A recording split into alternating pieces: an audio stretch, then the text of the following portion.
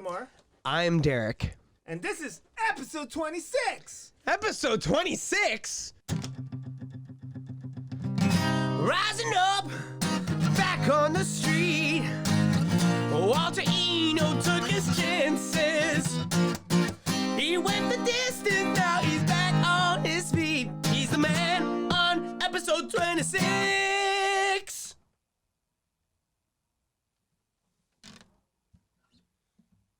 This week we have Walter Ino. As you can tell, he played keys in Survivor. He was in The Babies, he was in Eagles of Death Metal, and he's done a bunch of session work with a lot of great musicians. He's a multi-instrumentalist. He's a genius. Yeah, he's a fucking badass, guys. You guys gotta check him out, follow him. He also produces, so hit him up.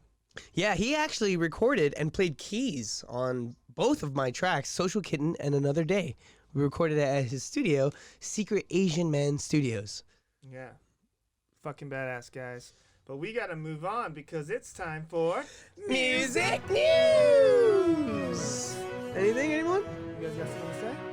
Want to do this? This week we have some pretty grim news to share. It's not funny at all. Rolling Stone magazine released an article online about how Marilyn Manson was dropped from his record label Loma Vista after some abuse allegations. This is quite shocking. I mean, we know Marilyn does crazy stuff, especially on stage, but it was pretty brutal. She, Evan Rachel Wood was the victim. I think they've been dating for a while, and yeah, she gives a pretty detailed statement. Rolling Stone, you can look up the article, and she posted a screenshot online of her letter to the California State Senate, to the director and acting attorney general. It was a serious, serious thing.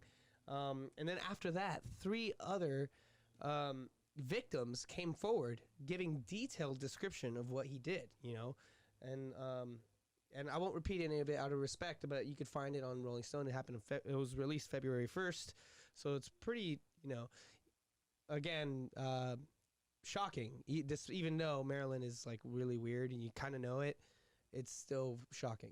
Yeah, just because you play a monster doesn't mean you have to be a monster. And we don't want to go too deep into this. We don't know if the allegations are true or anything, but still, we just don't stand for that kind of shit. So that's going to be it, man. There's nothing we can say.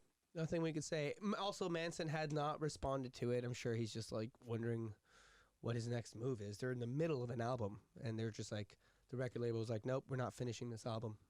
Yeah. Yeah, I believe a lot of more things like this is going to happen too, especially a lot of like the old school rock star people with that kind of mentality. Yeah. So, but dude, we don't stand for that shit, and that's it. Like, but I think we should just be like, we just hope everyone can be responsible and take care of themselves and actually, you know, be good to everyone else. Be good to one another. You know, don't waste your life and then by being an asshole and fucking abusing people. Yeah, and if you've been abused, don't be afraid to come out and call them out. And you know, I know there's a bad stigma to coming out and being an accuser, but the truth is, you need to say the truth and get these people to stop hurting other people.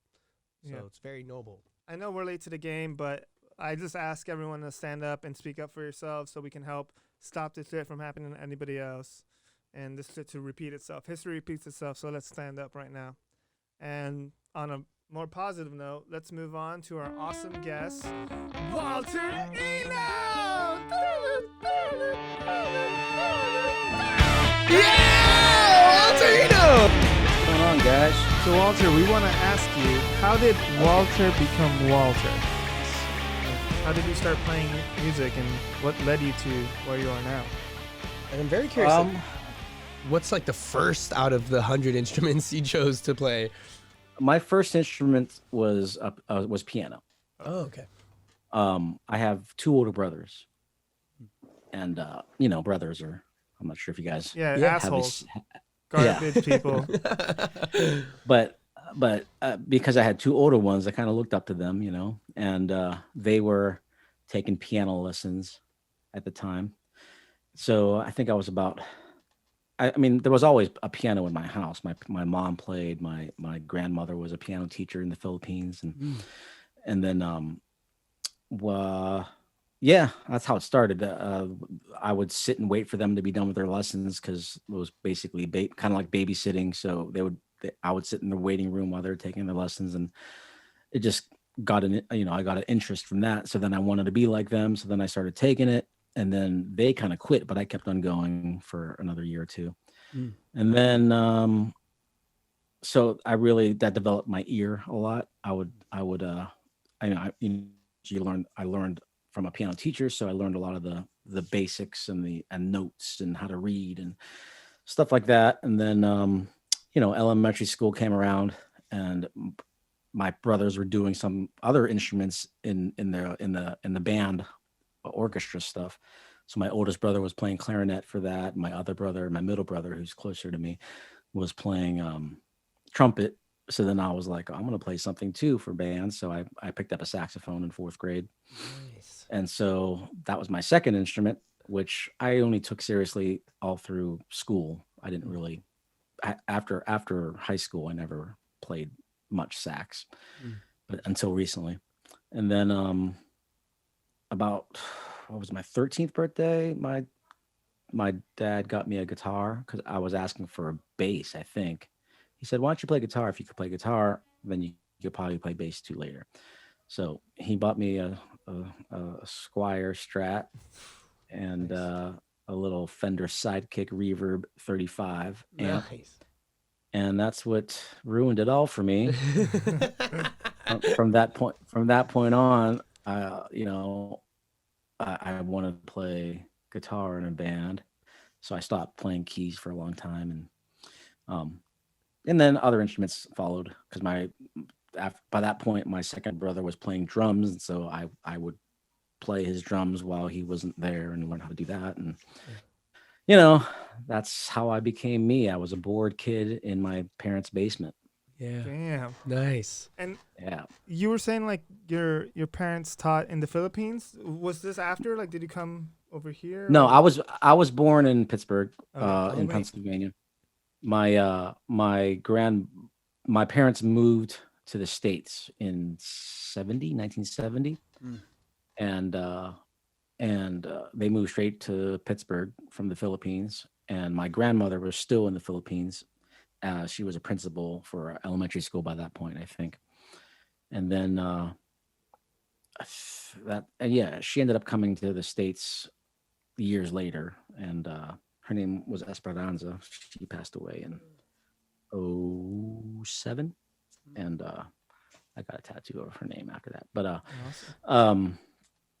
yeah, so that's basically how I got started. My mom would play a lot though. She was really good. She wasn't a teacher. My parents were doctors, but um but my mom was a really good pianist. Wow. Damn. Awesome. That's cool. A Yeah. doctor that played piano. Yeah. That's so sick. That would be a good surgeon or something because they can control their fingers when they're inside you. It's like, Yeah. Yeah. Very musical. Yeah.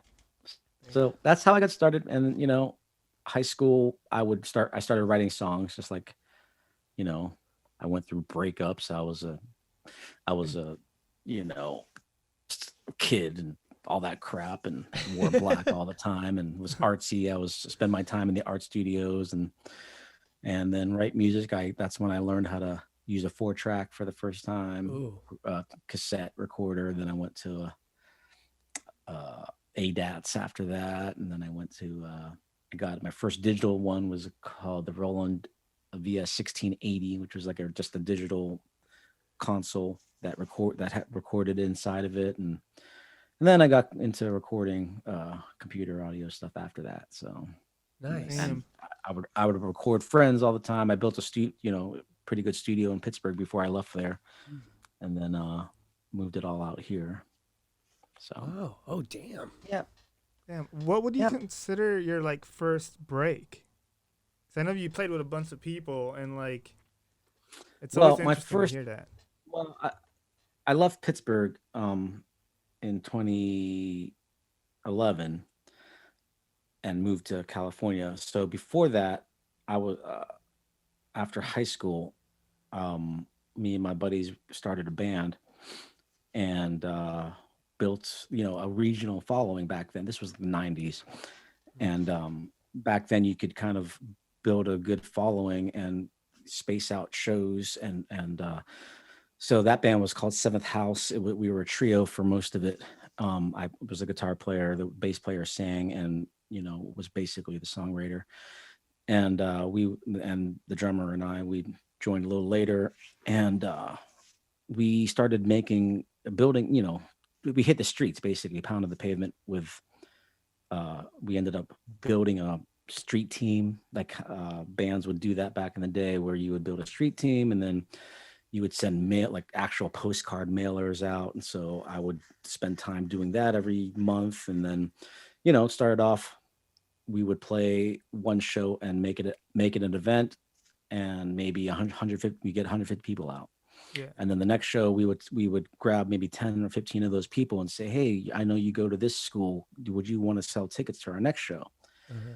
So we would 10 people from one school and one person from another school. And then by the next show, 3 months later, we would have 300 people Damn. come to the show. And then 6 months later, we would sell out the 500 seat venue in Pittsburgh. So we started cultivating a following. And that by that point, interest from managers and local radio in Pittsburgh would play some of the stuff. We released a few CDs ourselves, and then it turned into us being able to sell out 1,500 seat concert venues in Pittsburgh, and then it was kind of cool because Pittsburgh was kind of neat because it's kind of a central place. It was 6 hours to New York, 3 hours to Harrisburg, 4 hours to DC, 3.5 hours to Baltimore, 2 hours to Cleveland, 6.5 hours to Chicago, 3 hours to Detroit. So then we started doing a circuit Yeah. Right. of our own shows, or we would hook up with bands there. So like back in the 90s, like for instance, there was a band called Fuel. They were based in Harrisburg. So we would go to Harrisburg, open up for them and be in front of their crowd. And then they would come to Pittsburgh and open up for us in front of our crowd and keep on trading shows with bands like that throughout the region. Yeah. Which was pretty cool. It was kind of a nice little circuit back then. And that's kind of our first thing. And then 99, Atlantic Records took notice, and one of their divisions signed us. And of course, the drummer quit 3 months before that happened, because we would also go to New York a lot just to showcase and invite. We hired a lawyer, a music attorney, to invite labels and managers and booking agents to come out. And so like we were doing CBGBs every Monday night, for instance, for 2 months. Yeah, it was a lot of hard work, very hard work, and not a lot of income or anything like that. So, but it was fulfilling because people were starting to take notice, and then so 99 we ended up signing a deal, but then it was just me and the singer that signed the record deal because the drummer quit. And we ended up shopping producers and went to DC to record our album, which came out in 2000. Yeah, 2000. And then did all the little, we got another drummer, and we ended up doing little tours here and there throughout the states with bands, a couple bands here and there. We would a lot of regional bands in the East Coast or Southeast, and then the Warped Tour a bunch and stuff like that. And then a lot of radio festivals, like I don't know, like K-Rock would have, like the if you go to different cities like Pittsburgh, they had a station called the X, which is a clear channel station, which they have a bunch of those. So we would play the X Harrisburg or X Festival Harrisburg, and play the X Festival Pittsburgh, and do all that stuff like that. So it was that was the first band I was in, that and basically my first real band. I played with a couple bands in high school before that, but nothing huge. And because we built a following, I mean, it took us 7 years, six years to get the first record deal. And then so that stuff happened. To make a long story short, we 2001 happened, and in the early 2001, Time Warner and AOL merged, like big corporations, Yeah. and Atlantic is under them, owned by Time Warner, and so they got rid of bands that weren't really selling a lot of records and stuff. So we got dropped in early 2001, and things were picking up. We got a new producer. We worked with a guy named Machine. He's great. He did a bunch of cool songs that were hits back then, and did a whole bunch of new demos of songs that we wanted to get on a new album. And we were being shopped by other labels. RCA and Geffen promised us that they were going to sign us. And so Monday, September 10th, we met with our lawyer. They're like, all right, we're going to be good to go. And then next morning was 9/11. And we didn't hear anything from any labels for maybe 6 months. And by that point, the band we were kind of sick of each other, and I just took off and said, I'm done. So then I started my own band. I went back home, started my own band, basically started my own label.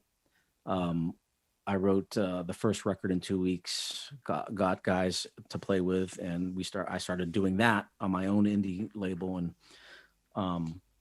did a bunch of tours regionally, played with a bunch of big bands, took it to Europe a couple times, just all independently.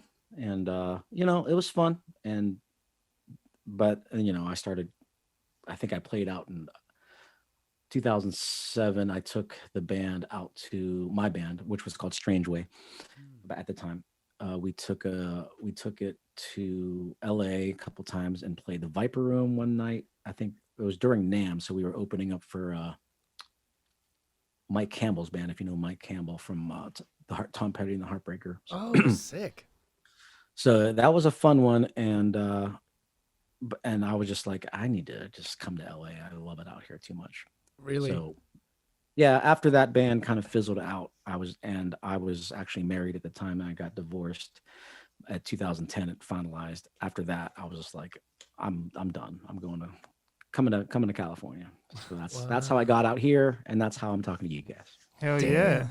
Going to California with an aching in your heart.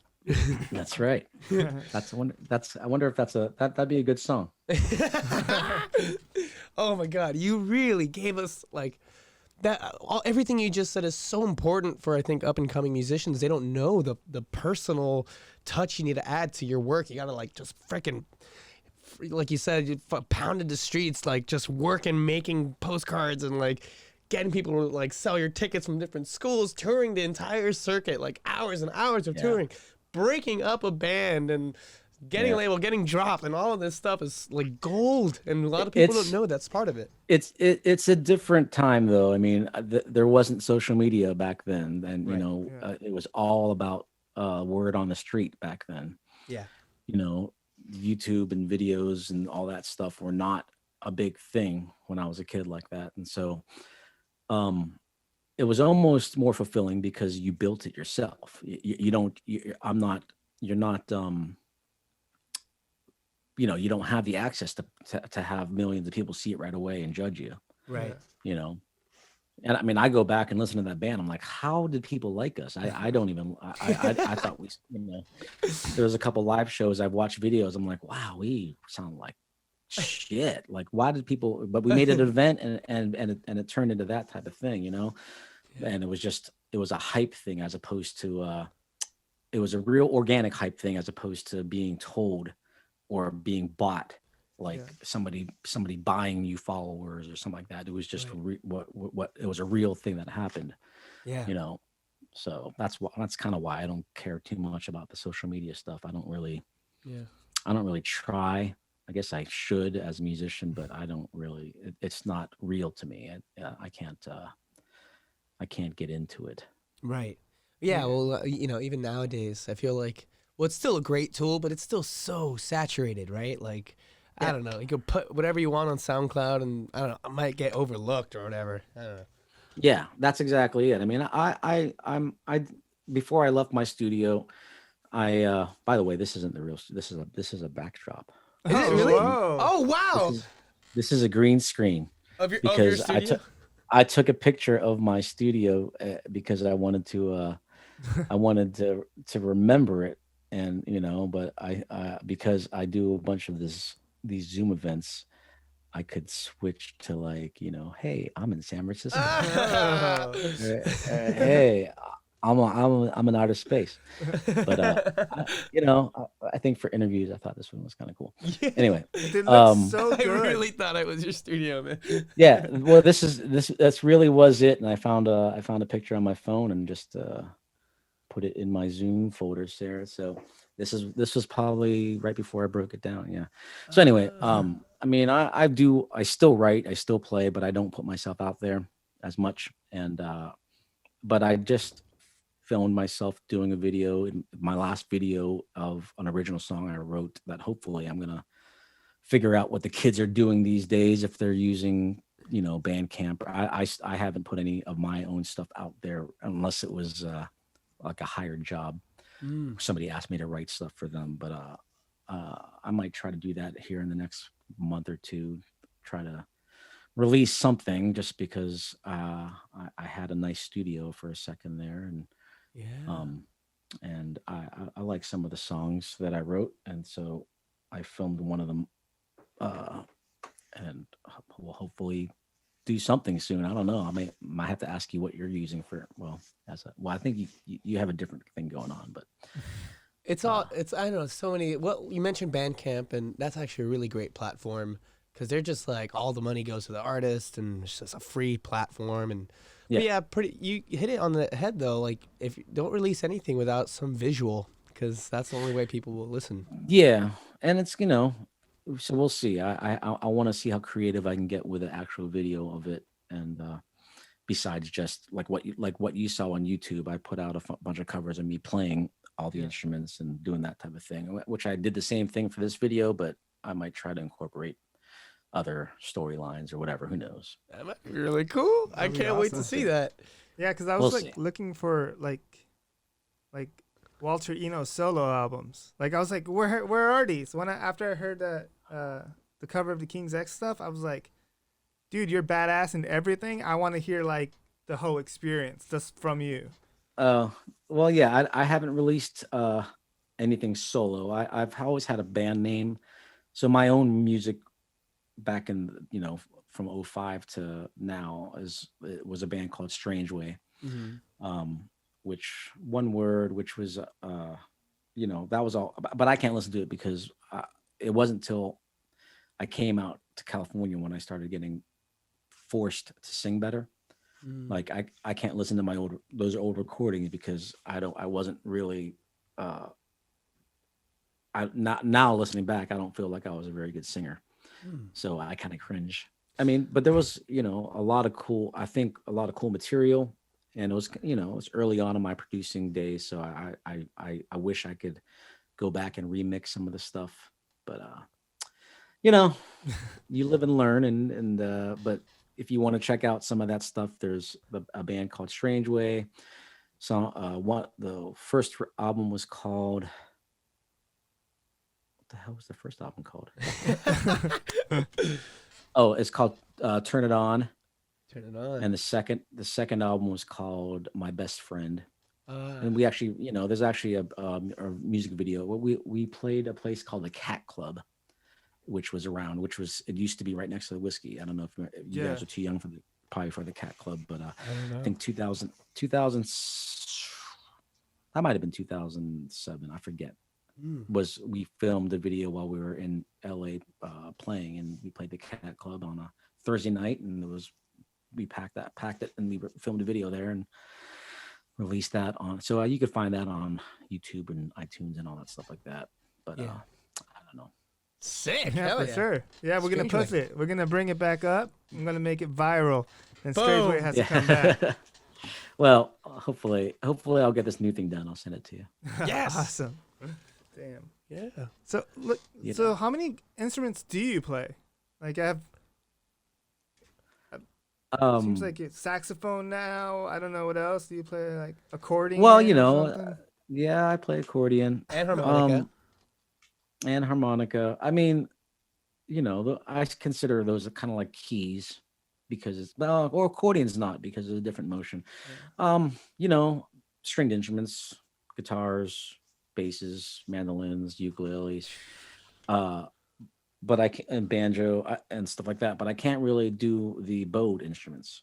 Mm. Mm. I've tried playing with. I mean, I know the notes on Yeah. a cello and I know the notes on violins, and but I would have to really take a long time learning how to hold a bow and do that. But I've never got into.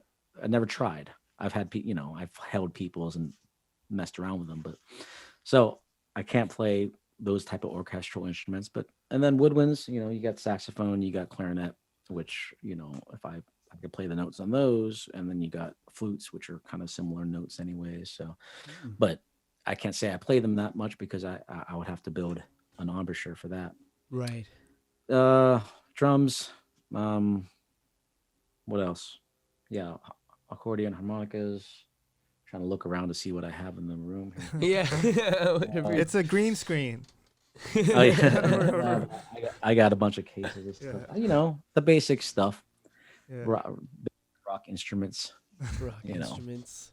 Tambourine. So yeah, all the percussion stuff. I mean, I've done a lot of percussion stuff, but yeah, you know, the typical rock band stuff plus a couple woodwind instruments. So Yeah. that's what I play. Sick. Yeah, Yeah, like like I said, I was a bored kid. Yeah. back then they did have video games back then. I hate video games. I'm not in that shit. Like, I got, back when I was a real, like a young kid, it was like Nintendo, what's that? Mario Brothers. So Yeah.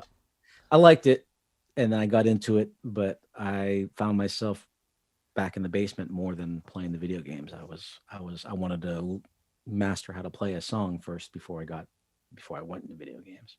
yeah. I'm not really into video games now, anyways.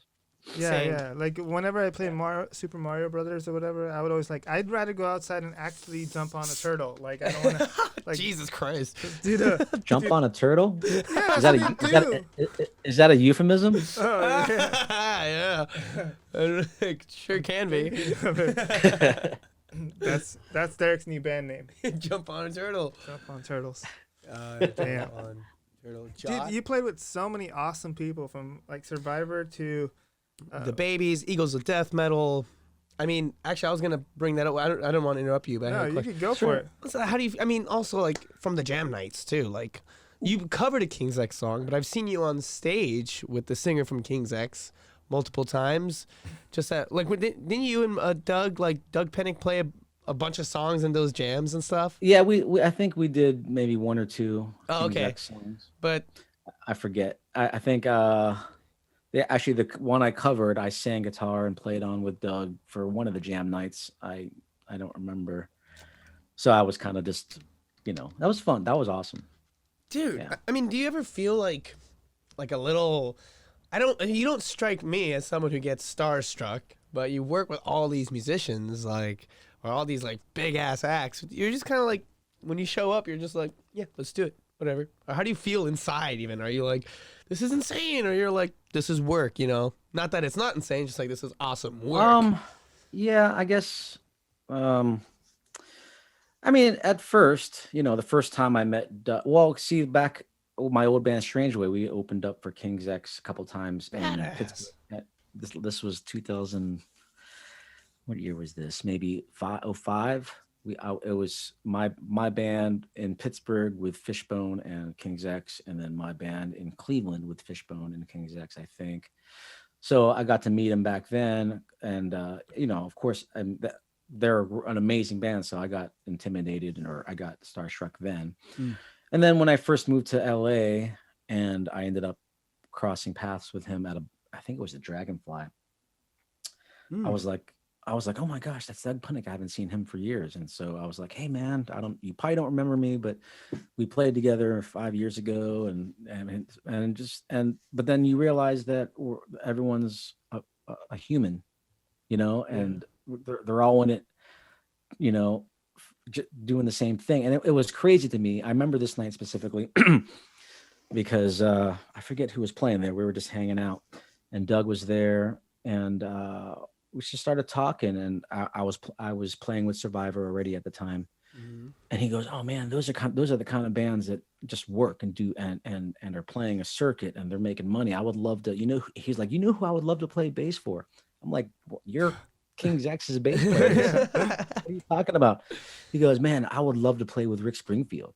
Oh yeah, I would love to play guitar for Rick Springfield. We know the drummer. I mean, who played with drums with him? Oh, Randy Roger Carter. For a Roger while? Carter. Roger Carter. Yeah. Yeah, when I played with them in Germany, Roger was playing.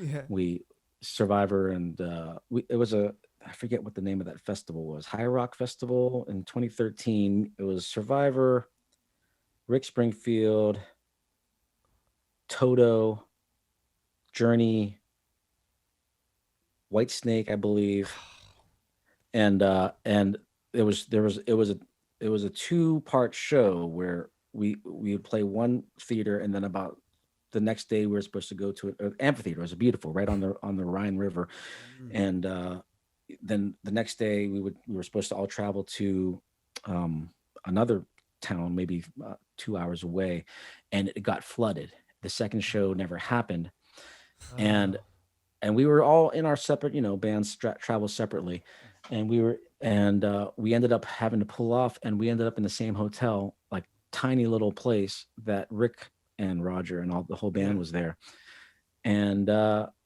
ended up staying up all night with Rick and the guy. I knew a couple of the guys in the band, and we were just at the bar, and it turned out to be a fun night, even though the second show got canceled. Damn. Wow! Oh my God! Yeah, Rick Springfield is crazy mother trucker, man. Yeah, he's fun. Yeah, that's and he was super cool to me, and I don't know. It was that's a fun memory I'll always have. Damn, man. Did Doug also explain why he wants to play? Because I cut you off, and I was like, "That's a really good story," but let's go. Well, I actually don't know. I never really asked. Like, I got caught off guard, because he's the one that brought it up, and I was just like, "But you don't need to get hired to play in another band."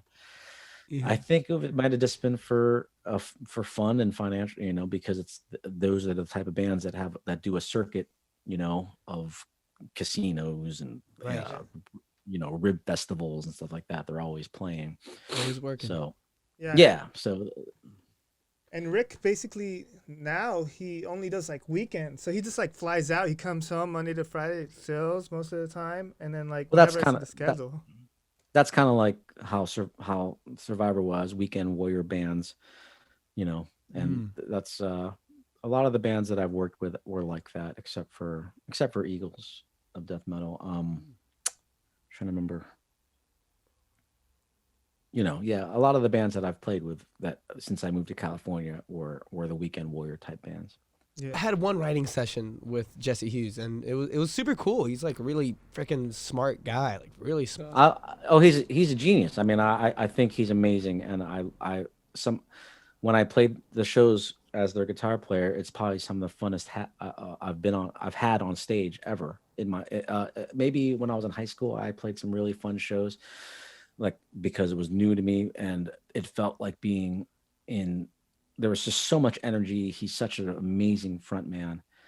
The songs are super fun to play and energetic. Like I lost probably 20 pounds playing with them because I was doing nothing but jumping around all the time. And Yeah. it was super cool. And and then next thing I know, we're playing alongside with some great bands. We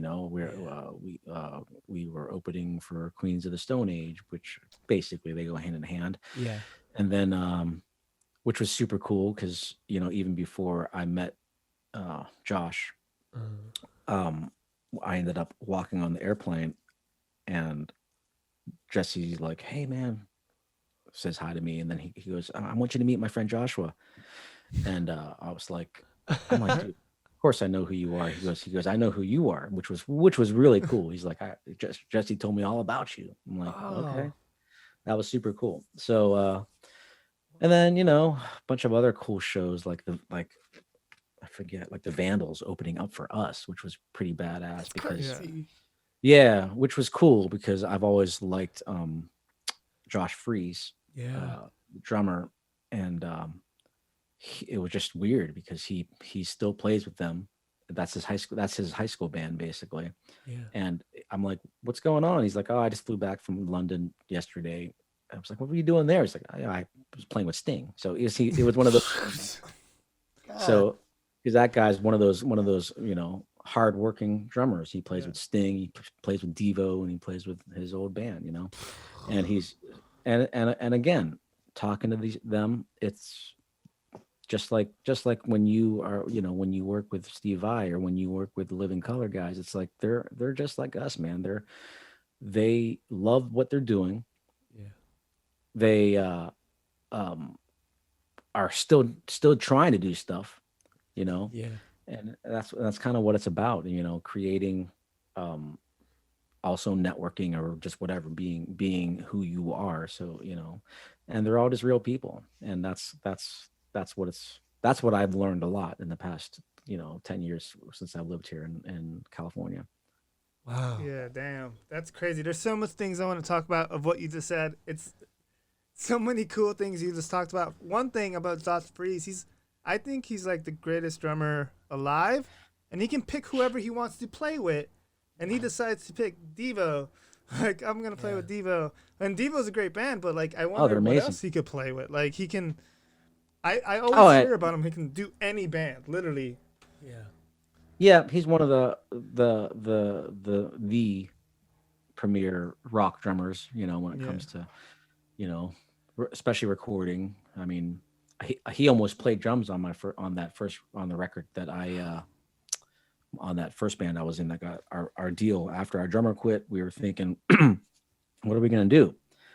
And this was 99, and Josh, Perfect Circle was pretty big back then, and but he also played on.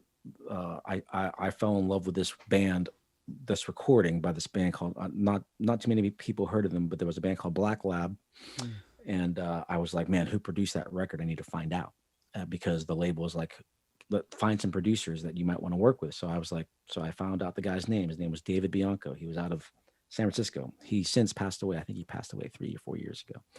But, I looked up his resume back then. They're like, oh, David Bianco. Yeah, he did Tom Petty. He did all these bands, all these amazing stuff. And so when we talked to him, he was like, well, I can get a drummer.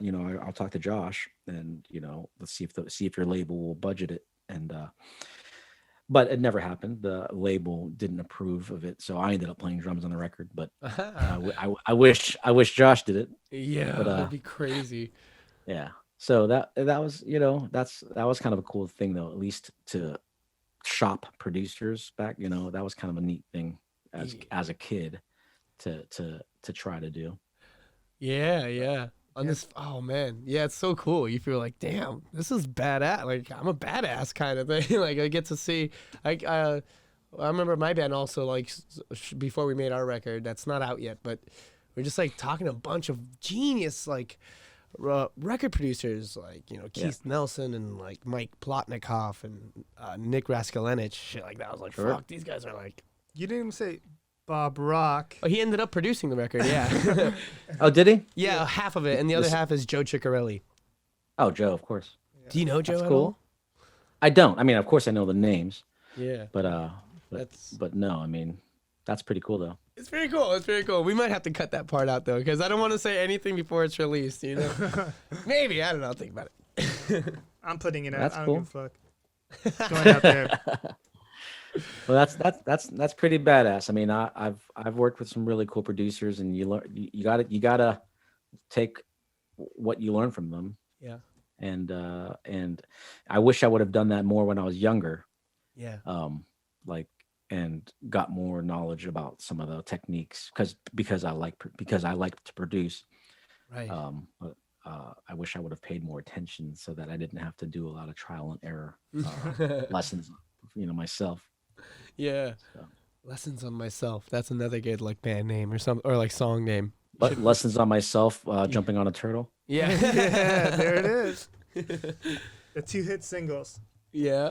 Well, Jumping on the Turtle seems like the the intro song to your set. That's the first song. Right? Yeah, that's the banger. Dude, that's gonna be the next song for Eagles of Death Metal, like jumping on a turtle. Dude. That sounds like it. Yeah.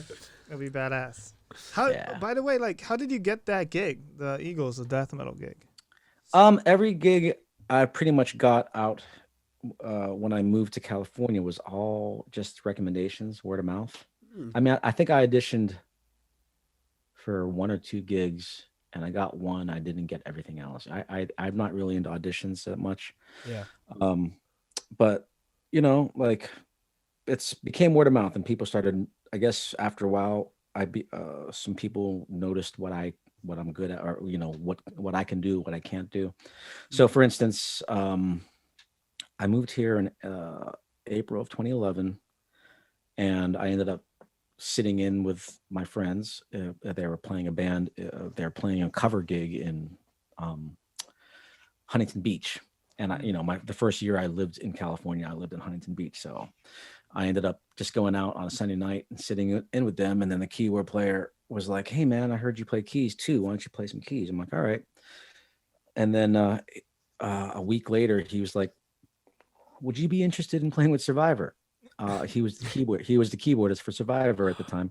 He's like, I'm taking on another project in Vegas, and I want to focus on that. And I can't do these 2 weeks in June coming up. So next thing I know, a month and a half later, I'm playing with Survivor.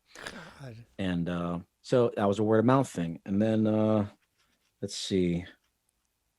That's got actually like recommended. the movie Rockstar, where you actually go play the instrument for a while, and then they're like, "You're the next guy." Well, yeah, kinda, but I wasn't playing a Survivor song and survive. Yeah. It's like that's the Journey story. Like the Journey saw the videos of Arnell actually sing their songs, Yeah. and that's how he got the gig. So this is more like you become friends with people. It's all kind of networking in California, basically, or because I wouldn't have met these people if I was living in Pittsburgh.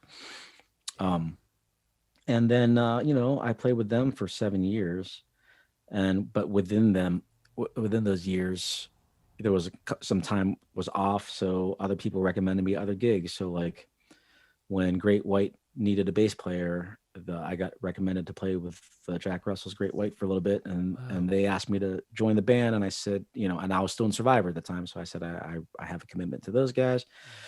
And then after the singer for Survivor, Jimmy, passed away in 2014, we took some time off again, which they needed to regroup. And you know, I auditioned for the band Heart because I would play like for that year there was not much going on, so I found myself going out and networking. And every Tuesday there was a thing at the Kibitz called, you know, the night of the friends of Kibitz night, and those are all touring guys. And the bass player, Dan Rothschild, he was like, I think it might have been 2 weeks after I first showed up there. He's like, "What are you doing next week? We might need a keyboard player for Heart." So next thing I know, I'm auditioning. I didn't get the gig, but that's how you get the call, or that's how I got the call. Yeah. And so when Eagles of Death Metal came around, this was a luck thing because every week I would play a cover gig. I ended up playing this cover gig thing with my friend Eric Dover. Eric Dover is an amazing musician Snake Pit, right? Snake Pit. Jellyfish. He was in Snake Pit. He was in Jellyfish. He has band Imperial Drag was his stuff after that, and now his new band's amazing. If you haven't checked them out, they're called the Licorice Quartet. They're sick. It's the Jellyfish guys. It's Roger. It's Tim. Oh, but, Roger Manning. That guy's the man, dude. He's the best. Yeah. And so they have check out Licorice Quartet. They have 6 songs out now. They're releasing 3 at a time, and videos, and they're just amazing. If you're into the Beatles and Jellyfish and XTC and stuff like that. Oh. Anyway, so it was because of Eric. What was I doing? I started working on other project. I've been doing orchestra stuff. I became an MD. I got asked to music direct for this show called A Night of Symphonic Rock, which is like basically orchestras, 60-piece orchestras. Oh, your bus is here, by the way. Oh yeah. It's not actually. It's the fucking sanitation people. They gotta take away our garbage. Derek, see you later. Yep. But that's funny. But to make a long story short, he's been really good friends with Slim Jim, who is Ah. the Stray Cats drummer, and Slim Jim is his partner in life is a girl named Jenny V, who happens to be the bass player for Eagles of Death Metal, and Whoa. Sick. so it became one of those things. And I was out in Connecticut doing this show with this orchestra thing, and they said, "Hey man," they asked Eric Dover, because Eric's a talented guitar player and singer. They said, are you free next week? Because our guitar player quit. Eagles of Death Metal said this to them. And and so they said, and he said, I got a gig booked, but I know someone that can do it. And so as I was in Connecticut on a Saturday, I forget what month this was, August or something of 2018. And then the Eagles of Death Metal show was on a Wednesday. And they said, they called me because Eric Dover recommended me, and knew that I would learn everything in a couple of days. I guess he thought of me because I tend to learn stuff pretty quickly.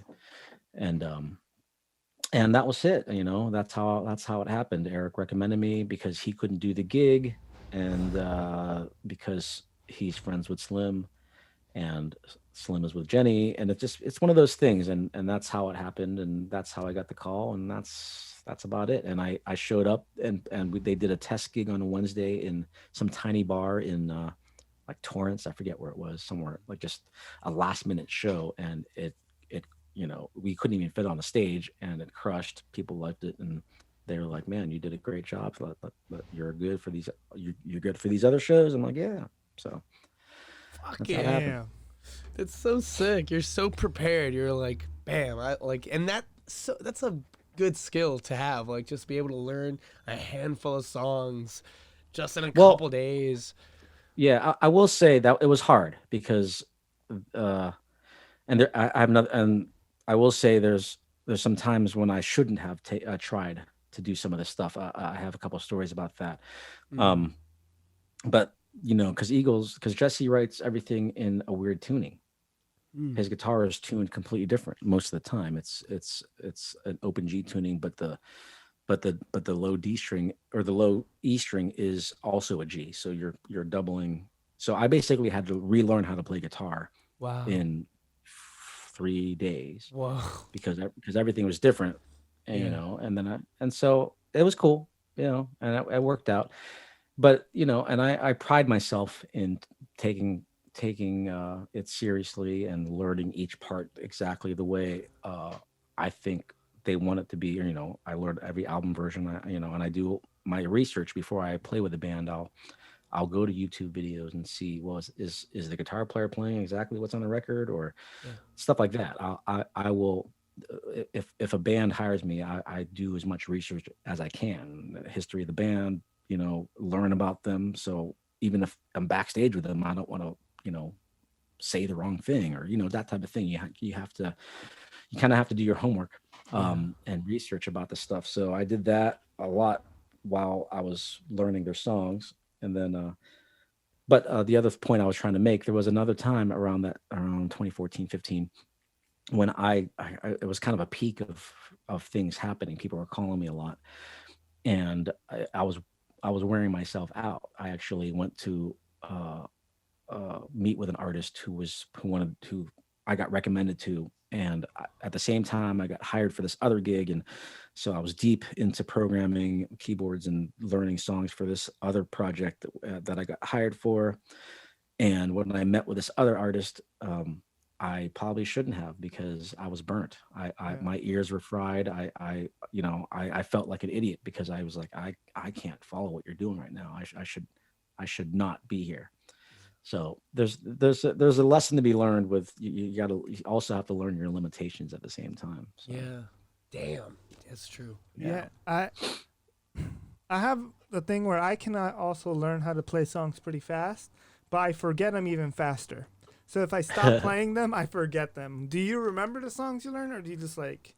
Or are you Well, like, it all depends on the. It depends. Like Derek knows me, from Ultimate Jam Night, which happens every Tuesday, Mhm. and there's I would have to play, let's say, anywhere between 4 and 10 songs Yeah. every Tuesday, whether it was on keys, whether it was on guitar or mandolin or whatever I was asked to play at the time. Yeah. And I will say I don't remember a lot of those songs. I'll look at videos or somebody tagging me in or something like that. I'm like, oh, I totally forget. yes. Somebody tagged me recently playing like Cowboys from Hell. I'm like, I never even knew I knew how to play that. And I learned it that morning, solo and all, played it, and I haven't played it since.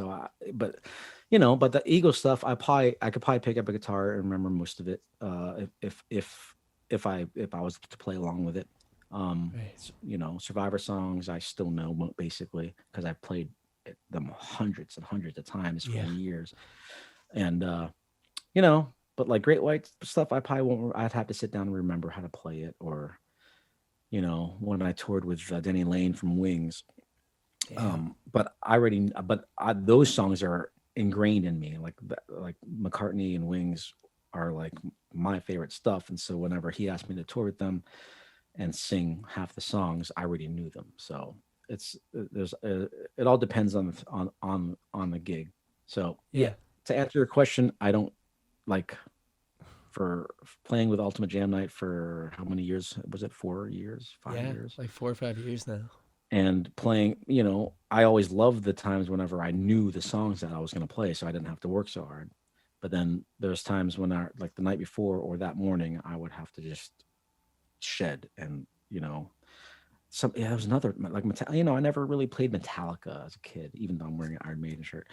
Um, it was not much. That wasn't my thing. But then somebody just recently posted that I played one of the songs, and I don't remember the name of the song because I didn't know all the songs. I was more of a Simon and Garfunkel and Smiths guy as a kid, Ah. and so there's videos I just don't remember actually playing the song. And Oh, sorry. One of my favorite things you've done on stage at Ultimate Jam Night, you would play like a song, like a real quick reference to a song, just like right before while everyone's setting up, but like completely out of tune. I did that. Yeah, like as a joke, like on purpose. Like you'd play Oh, like Stairway to Heaven. oh yeah. Like Polly's, would make a joke about that song, and you would just start playing it like, gung, gung, gung, gung. And it was just wrong enough to where you recognized it. Yeah. It's I, so funny. I have a weird. Well, I call it musical Tourette's, where no matter what, something pops out. If you said something, or I would pull something out of the air or whatever, and it just would come into my you know something. It's basically, yeah, and it wouldn't be the complete thought. It would just be, like you said, a snippet. No, I had a question about like you learning the songs. Do you try to learn it like you were saying, Eagles of Death Metal, exactly the way he plays it, or just the way that you can get it out? Because I don't know, like, No, do you have to do the tuning? if for a gig like that, I'll actually chart everything. I actually write everything out, and I write exact licks and phrases and learn those, just because um yeah, I wanted to show up playing it, knowing the parts. Yeah. And if they tell me not to play it or play it differently, then that's cool. But as long as I know the album versions and the way they would, and the research I would do how they would play it live, um and I would chart it accordingly. That's and a lot of times I'll ask them, you know I've been playing with a potential band and recently, and I said, well, the guy that left plays it like this. Should I, there's a little breakdown section that's not on any album, and I asked the MD. I'm like, should I play it like that? Should I play his solo note for note? Should I make up my own solo, or should there even be a solo there?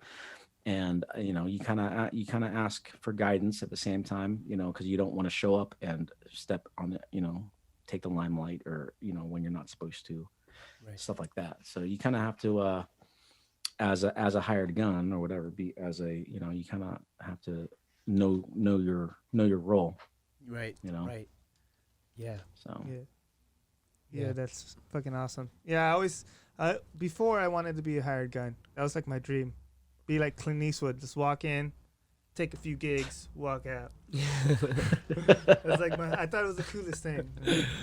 Clint Eastwood. it's not easy. I will say that Yeah. it's fun, and I'm very proud of the different styles of bands I've been hired to play with, when it comes to classic 80s rocks bands, a modern 2000s band, um, you know, uh, 60s bands I played with, orchestras with different styles of music. And that's all happened within 10 years of me living here in California. Mm.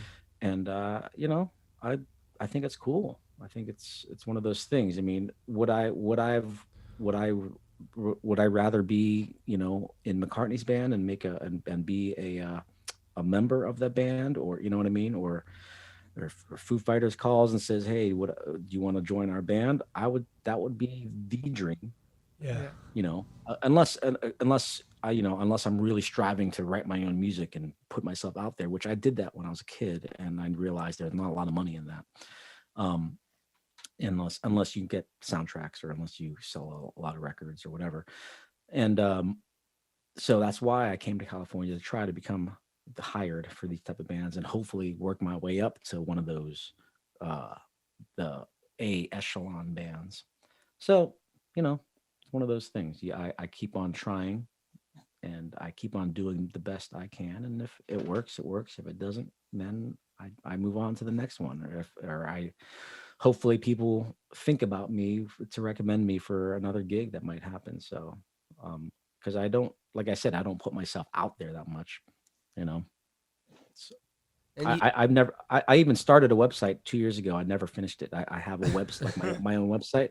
It's Yeah. sitting in Wix.com's little waiting area, because I suck at stuff like that, like promoting myself. Oh yeah, I hate that kind of stuff. I have a website too, but like I'm in film school. I graduate this year, but uh, what do you call it? I have a website, and I did it, and now I just left it. I never update it. Like it's Yeah, fucking. I gotta yeah, keep that doing it, but Final five. Number one, what is the most important piece of gear or secret weapon while on tour or in the studio? wow, wow, whether on tour or in the studio. Um, Gear wise, probably in this day and age, it's probably my MacBook. damn. Mm.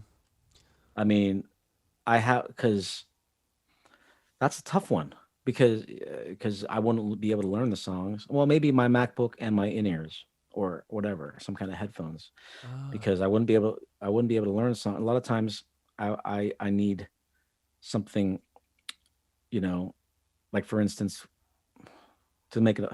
Here's a long story short. I can't have a guitar on the plane with me or whatever, while I'm sitting on an airplane while we're taking off. And like on New Year's Eve show from 2018-19, I was playing with Eagles of Death Metal, and Jesse goes, "You know what? I need you to learn this song for tonight."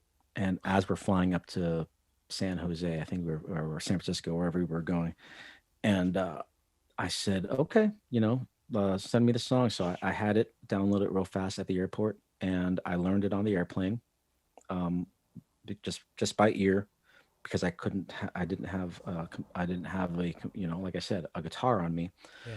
But in my computer, I had to make sure my chords are correct, so I could pull up GarageBand or MainStage, Yeah. and make sure I'm playing the right chord with a keyboard, because I could think of a keyboard as a guitar.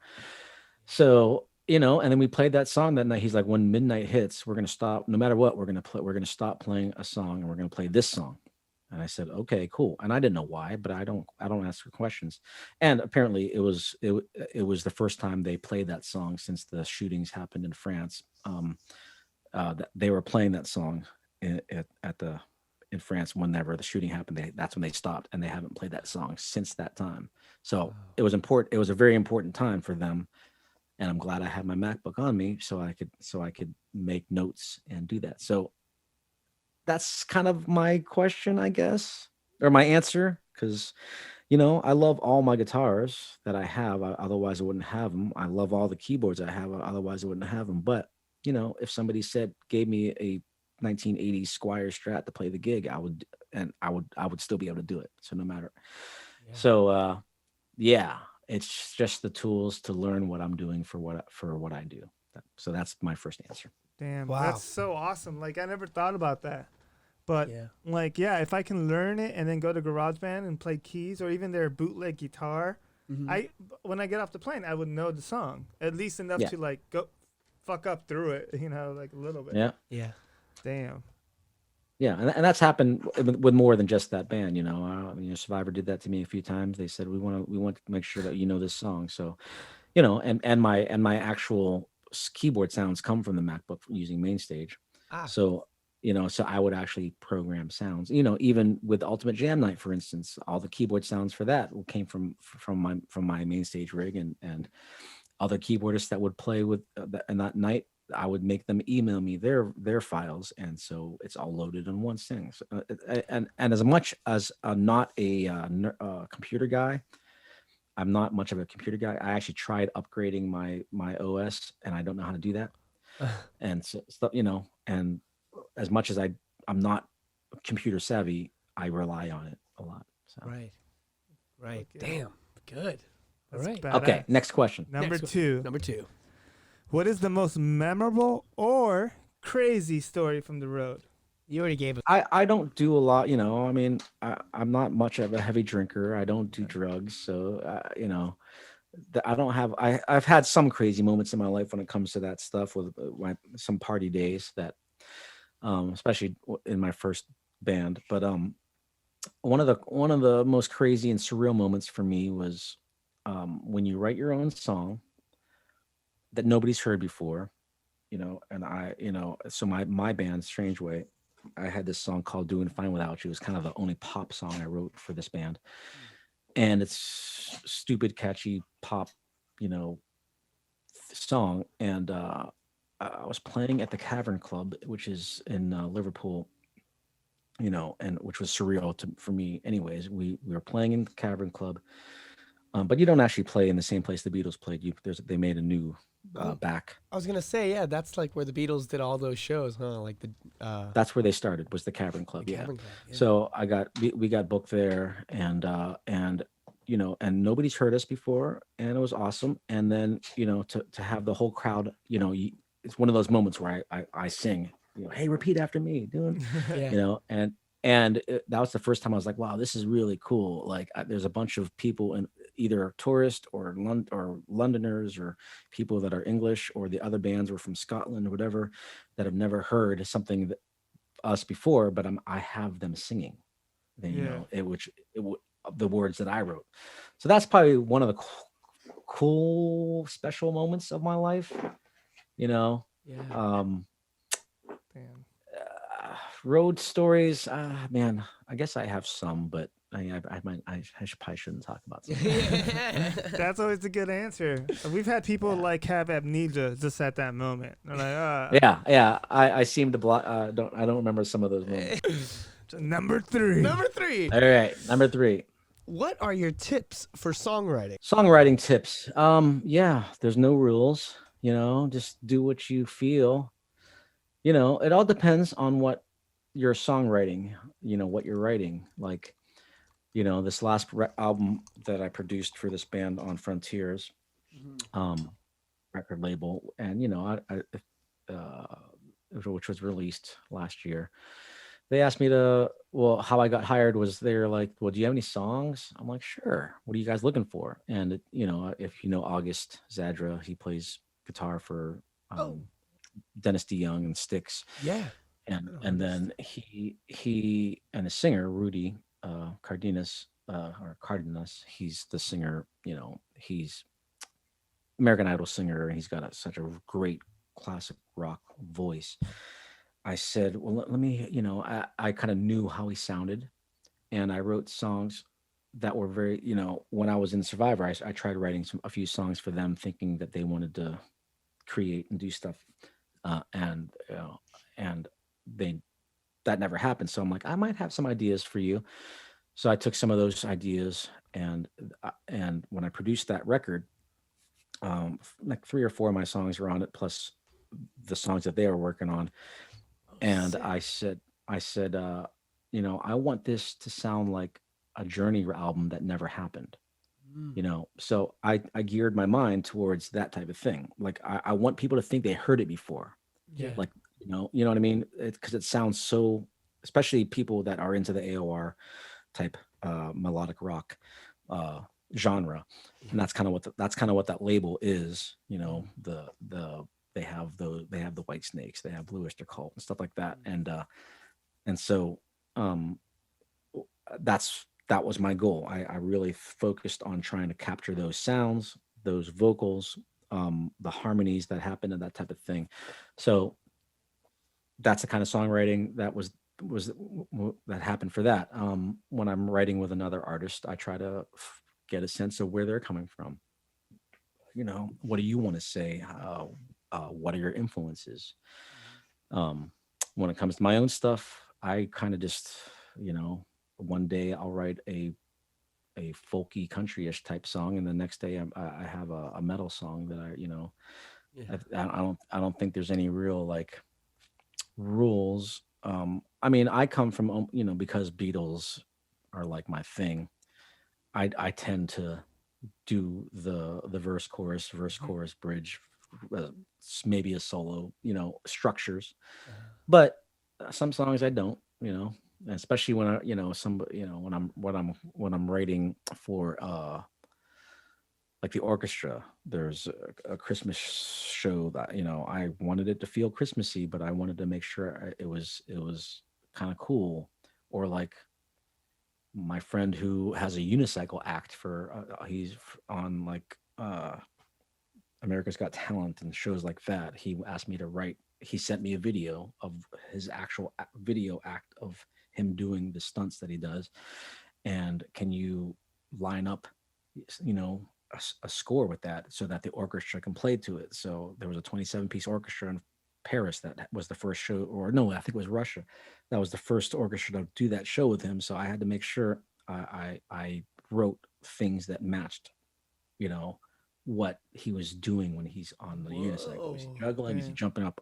That type of thing. So it all, like I said, so there's no rules, but you also have to know what you're writing for. Right. Damn. Know what you're How's writing that? for. Yeah, hell yeah. Yeah, that's badass. Yeah, I mean, if you're writing for yourself, then just be yourself. That's the basic thing. Yeah. And you have so many tools. Like again, like you play a bunch of instruments, and like banjo and all this like that just opens way more doors. That makes the rules even less there. Yeah, I mean, it all. But again, that same thing stuff happened with. It's not new. I mean, the Beatles, George Martin did it for the Beatles. With Yeah. let's use a sample of these birds and let's just use a tape that goes over and over again. Yeah. So that's nothing new that I'm creating. It's all stuff that some other genius already thought of. Yeah. So Fuck yeah, Damn. that's Okay. badass. Number 4. What all is right. your favorite lick or technique that has helped your playing for every instrument that you've played? No, just pick one or whatever. Um, let's see. Man, let's see. On guitar, it wasn't till I learned, I really studied and learned about um different chord voicings because when I was playing piano as a kid, I knew what I was doing, but I never thought about what I was doing. Yeah. Right. Like I would play, a Bach piece, but I never thought, I never analyzed it. Like, Yeah. oh, until I was older, I didn't realize, okay, he's basically doing a 2-5-1 all over and over again, which is a basic concept of music theory. And it wasn't until I was older and took music seriously when I started analyzing songs, um, and learning like the differences between chords, like a minor 7 chord or a 13 chord, as opposed to just a minor chord. Right. And that's what helped me see instruments differently. It made me see the guitar like a giant piano instead of just a guitar. It made Right. me see it made me see the piano in the same way as a guitar, or like it's one giant string that goes all the way up. So to me, it's not necessarily a technique. I mean, when it comes to playing, when I started getting into fast alternate picking or hybrid picking, that really changed a lot of stuff. Yeah. But I'm not much, I'm not a shredder or anything. I don't really consider myself a shredder on any instrument. I just, man, that's a tough question. I don't really know the answer to that. I think just learning music and has helped me the most to answer that question. Like, which is why I could listen to a song and say, okay, this is what the changes are, Right. and not have to play it. You know what I mean? That's how I remember the the or how I get, what got me to getting hired a lot, I think. So yeah, I mean, I can't say two hand tapping because I suck at that. I can't say alternate picking because I suck at that. I can't say playing jazz lines on piano because I suck at that. I don't know. I guess that's my answer. Oh, I just need this quick disclaimer for all the viewers at home. Walter is the most humble dude on the planet. He shreds like crazy, and you should check out his stuff. Yeah, I've seen you. I've performed with you on stage on every instrument. God damn it. I hate that you're saying that you that you suck at all that shit. Well, I mean, when I'm playing next to someone like you, or you know what I mean, or I'm on stage with someone like Mitch Perry every day, or you know what I mean. Those guys are like they are masters at that instrument. I do my best on the instrument, but you know what I'm saying. It's tough. Yeah, I mean, you come to LA and you're surrounded by the cream of the crop. Mm. I mean, that let's just come, there's big fish in the little pond of the small towns, but then you come to LA and it's one of those things you realize, oh shit, that's why he gets that gig, because he's one of the best drummers on the planet, or you know what I mean? Oh, that's why he gets that gig. He plays so good, but he's also the nicest person in the world. That's one of those things that's I didn't realize that's a huge part of it. It's one of those things. I don't get intimidated, but it's the lessons I've learned of how to get hired, basically. Damn. Yeah, from watching you play, like the stuff I've seen, like the guitar solos that you've done, and like even the keyboard stuff, I think maybe like what be your technique is your ears, because I hear how you play the guitar solos, like even on the last one, that the King's X song, and every note you play is perfect. When I solo, I play some good notes, I do a bad note, then play something very fast to get out of that note, and then go play, here. But I heard your stuff, and when I hear it, I'm like, your ears are so good, because that just sounds really good, like in that chord progression or whatever. We all have our good days and our bad days. I mean, there's some days where I'm like, why I should stop trying. Well, thank you. Yeah. Thank you for that. I just loved this. When I heard it, I was like, I'm gonna steal a few licks from even. Well, I probably stole them from Ty Tabor for that song from Yeah. King's X. I know I didn't play the exact solo at the end, but I did it. I know I did in the middle. At the end, I just kind of made up, or at least borrowed probably from his ideas. I think, I don't know. It was just great. Just hearing it, it was badass. Yes. Oh, thank you. Okay, number 5. This is the last question. God, are we done yet? Sorry. This one is the one that takes like an hour and a half. So, and basically, you gave already so much of this last question. But long story short, what is the best advice you would give a person looking to do what you do? Don't be an asshole. damn.